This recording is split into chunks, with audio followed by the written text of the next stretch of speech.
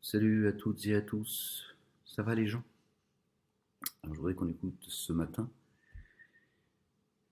Inch'Allah, Boussena. Boussena qui a fait une vidéo sur le voile. Alors, je pense que c'est intéressant d'écouter ce qu'il a à dire. Voir comment leur sunna a évolué. D'accord? Alors que Dieu lui-même, A'udhu billahi minash shaytanir rajim, Bismillahir azim al-karim, Alif, Lam, Mim, Ha, Mim, Ain, Sin, Qaf. Dieu lui-même dit que dans son livre, le Qur'an al-Hakim, son livre de rappel, sa sunna est immuable et elle n'a subi aucune déviation. D'accord? Voilà. Allez, on va écouter notre ami Boussena. C'est parti? Allez. Un barbu qui va nous raconter ses salades moyenâgeuses. Est-il possible que vous regardiez cette vidéo en intégralité, en mettant de côté vos préjugés et avec un minimum d'honnêteté intellectuelle? C'est possible? Pourquoi tu rigoles? Je peux rêver, c'est ça? L'espoir fait vivre. Je vais être franc en vous disant 3 choses en préambule. D'abord, c'est un sujet qui, ces derniers temps, est peu abordé par les imams. Pourquoi? Parce qu'il est probablement question d'éviter la polémique. Aujourd'hui, vous le voyez. Donc Boussena reconnaît qu'aujourd'hui, beaucoup d'imams, majoritairement apparemment, ne veulent plus évoquer le sujet du voile. Ils n'osent pas vous dire ce qu'ils en pensent. Sinon, ils l'assumeraient comme ils l'ont toujours assumé. D'accord? Le voile a toujours été non négociable. Ça a toujours été le voile. C'est une prescription coranique. Là, il n'y a pas à en discuter. Aujourd'hui, ils n'ont plus le même discours. Leur sunna subit encore une fois des déviations, contrairement à celle de Dieu. La moindre prise de parole, aussi banale soit-elle, vous vaut la diabolisation, l'injuste diabolisation dans les médias.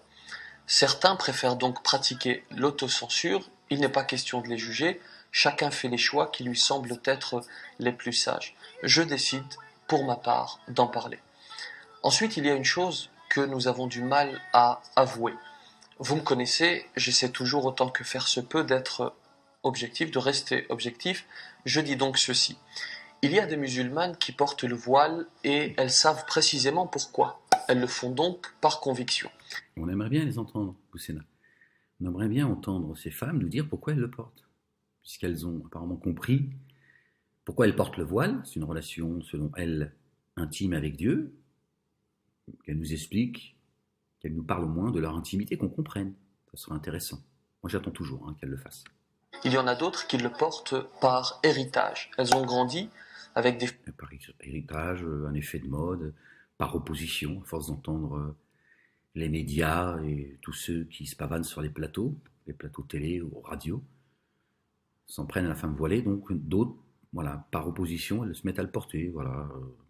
D'autres sont tout le temps mal coiffées aussi, tu vois, ça les arrange bien. Effectivement, il y a de multiples raisons pour lesquelles ces femmes portent le voile. Il y a beaucoup de chemin dans votre sunna, apparemment. Voilées dans leur entourage, et elles vont le porter pour cette raison. Elles ont une vague idée du pourquoi, mais ce n'est pas ce qui déclenche leur choix. Or, le musulman, la musulmane, ne croit pas par héritage, mais par conviction et après réflexion. Il y en a d'autres enfin qui le portent. Elles croient par conviction, alors que c'est Dieu qui purifie par la foi. Mais bon, apparemment, il y a un secret dans leur conviction. Par contrainte. Ce serait une guidance.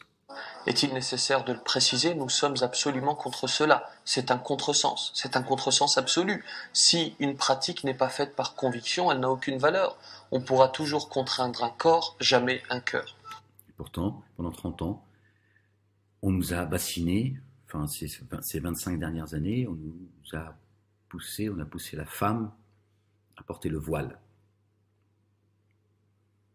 De gré ou de force. Aujourd'hui, c'est plus le cas, selon vous. C'est vrai qu'elles se sont émancipées de leurs grands frères, de leurs pères, même si ce n'était pas comme ont pu le dire les médias, il y avait une véritable oppression. Aujourd'hui, ces femmes qui pensent ne pas être aliénées, portant le voile de leur propre chef, elles n'ont toujours pas compris qu'elles sont soumises à votre dogme, à votre sunna à vous. C'est une prescription religieuse et pas divine. D'accord? C'est pour ça qu'elles n'ont aucune explication à donner d'elles-mêmes, celles qui prétendent le porter. Je ne parle pas de celles qui jouent les pieuses, parce qu'il y en a aussi, elles...